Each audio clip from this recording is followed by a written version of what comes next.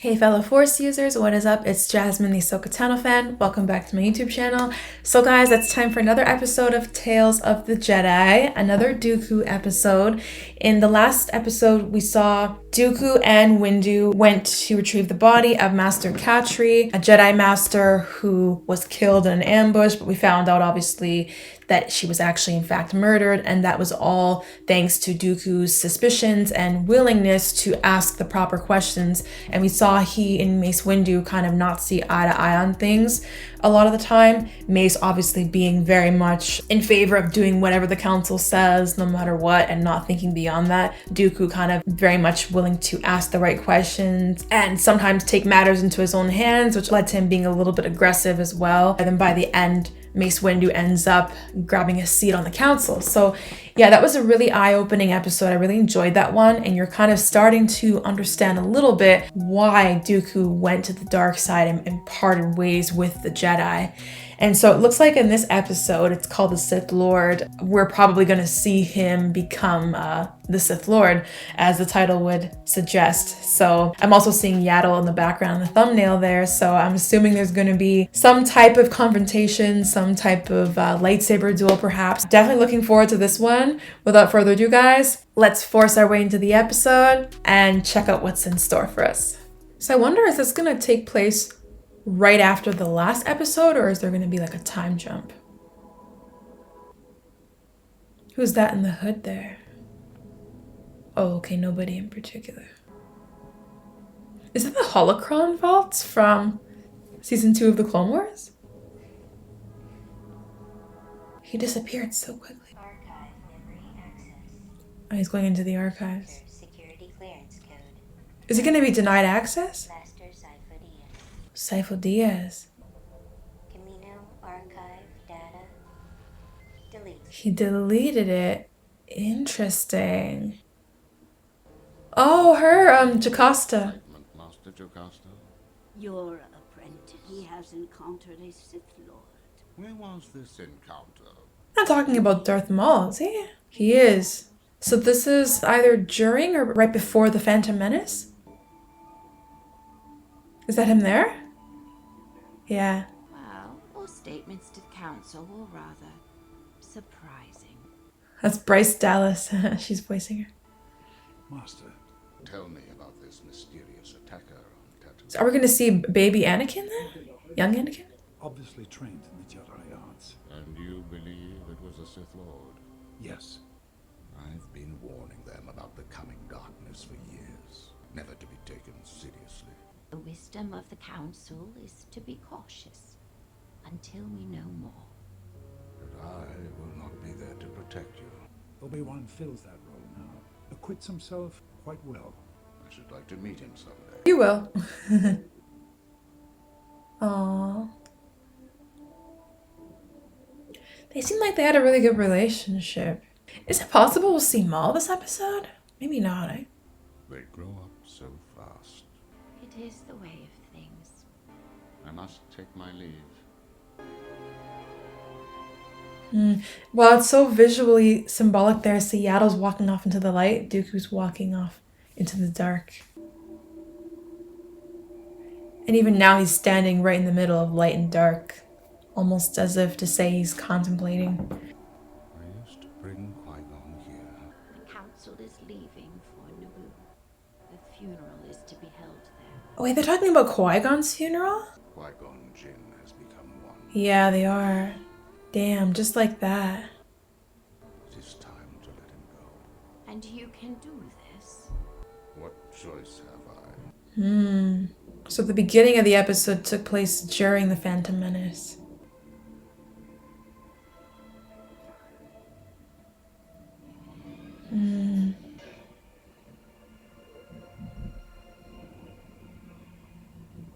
Is she following him, or are they just going together?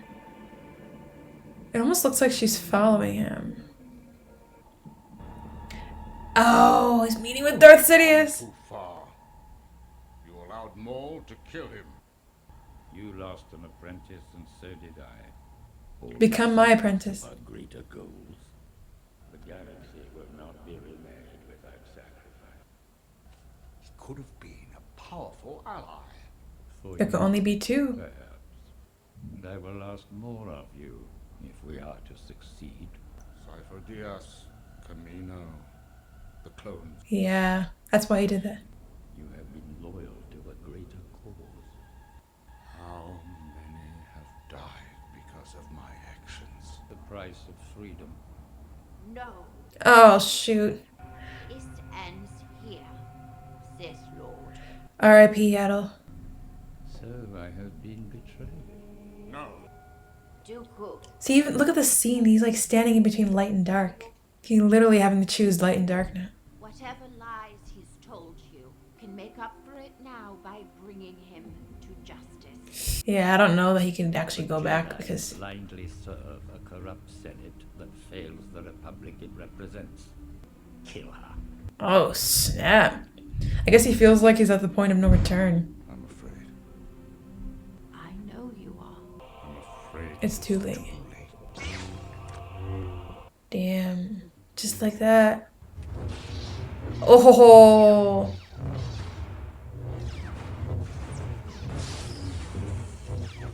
Damn. Damn. Where'd you go? I am on your side, Dooku. I stepped down from the council. She might be lying. She's trying to just get to him. Qui-Gon did not have to die.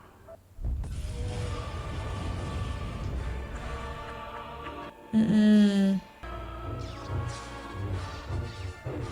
Damn. Running back to your council. It is you who has run, Dooku.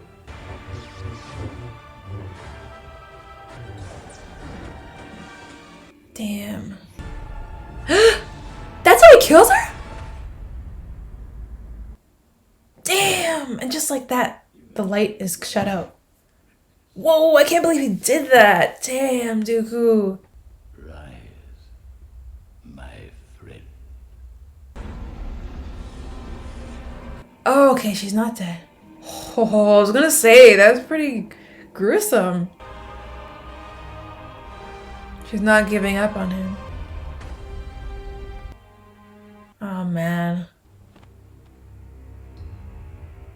Is she actually dead?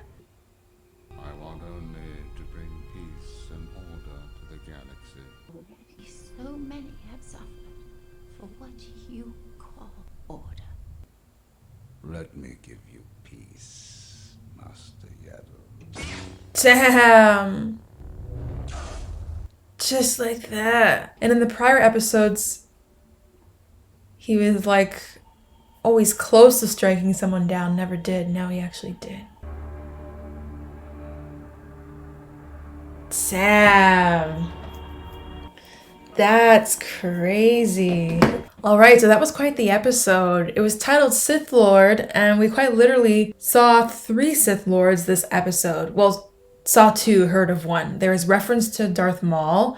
We saw Darth Sidious, and then we saw Dooku by the end. That whole ending sequence, you heard me mention it a bit during my reaction. It was so visually stunning and symbolic. You saw in the lighting, there was so much light and dark, and so many times where Dooku was standing in the middle of that. After Qui-Gon's death, when he was standing in front of the tree, you saw light and dark. When he was standing in between Yaddle and Sidious, Yaddle was on the light and Sidious was in the dark.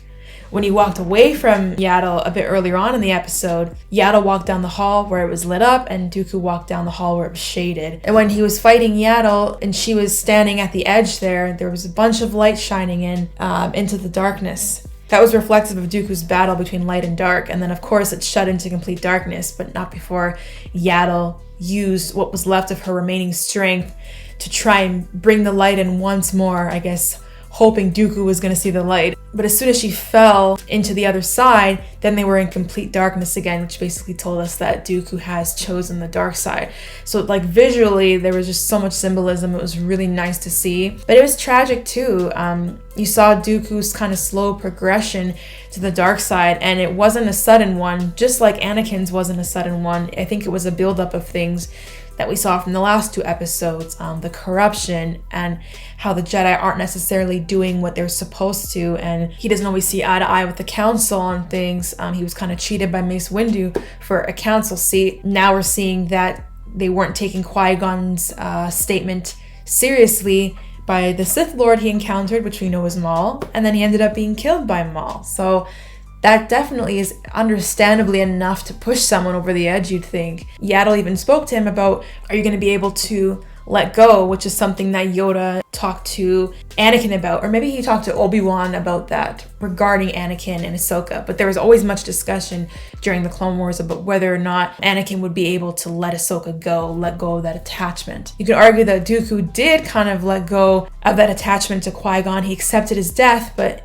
in Qui-Gon's place, he took on a master himself, and Sidious a new apprentice. I mentioned during my last video regarding the last Dooku episode that kind of wonder, had the Jedi Council been a little bit more flexible in their mindset, in their beliefs, if that might have prevented people from Dooku from falling to the dark side. But I think because they're very rigid in their ways, ultimately people like Anakin and Dooku, who didn't see eye to eye on things, chose a different path that ultimately led them to the dark side. And Ahsoka was in a situation where she could have very well chosen the dark side as well, but didn't. She instead chose her own path, and that's what led her to becoming more of a gray Jedi. So if anything, these episodes are showing more and more how much strength and willpower Ahsoka showed by not falling to the dark side, despite everything that happened to her and the council betraying her. The turn to the dark side for Dooku was kind of a slow, gradual one, and you could see that he was conflicted, and he definitely cared for Qui-Gon. But then over the course of the episode, you saw him do things. He deleted the Sifo-Dyas Kamino file on behalf of Sidious, and thereby answering long-standing questions from Star Wars Attack of the Clones regarding the origins of the clone army and who deleted the files from the archives. Sifo-Dyas, we know, was a Jedi who was behind the creation of the Grand Army of the Republic.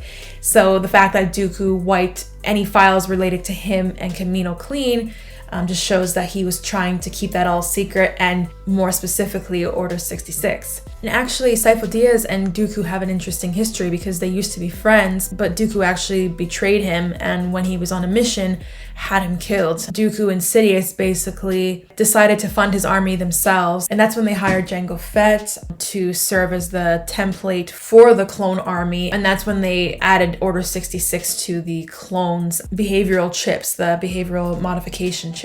But it's all kind of ironic because eventually when Order 66 is enacted, Dooku isn't even alive to see the results of that, because someone else takes his place as Sidious's apprentice, and that is Anakin / Darth Vader. So yeah, it's kind of like a tragic irony what happened to Dooku. His story is very tragic. He kind of takes a different path, which he thinks is right, and that ultimately leads to his death. But anyways, guys, a very deep episode, very well written, very well animated.